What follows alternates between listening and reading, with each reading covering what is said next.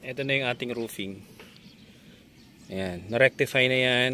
Wala nang mark ng papasukan talaga na sealant at saka na Vulcasil na yan. Lahat ng mga tech screw, yan, lahat yan may Vulcasil. Yan, yung mga pinag-tech screwhan may Vulcasil yan. Yung mga dugtungan, yan, kung mapapansin nyo dati, wala yan.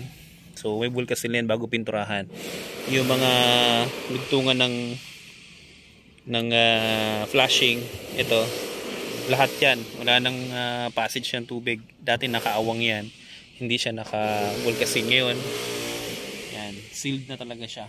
Same dun sa side na yun na dating nakabuka, lahat yan naka-sealed na. Ayan, may problema nung iba din sa bubong, may mga problema din sila sa bubong. So sa atin, painted na, naka-sealed na, lahat ng possible na daanan ng leak naka-sealed na. Kaya wala nang way na daanan ang tubig ulan dito sa area na to, or kahit saan man dito sa side nito. Ayan, nandito kami sa bubong yan, nag-rectify dito. May mga problema sa bubong, problema sa tulo, tawagan nyo lang kami, message nyo lang kami.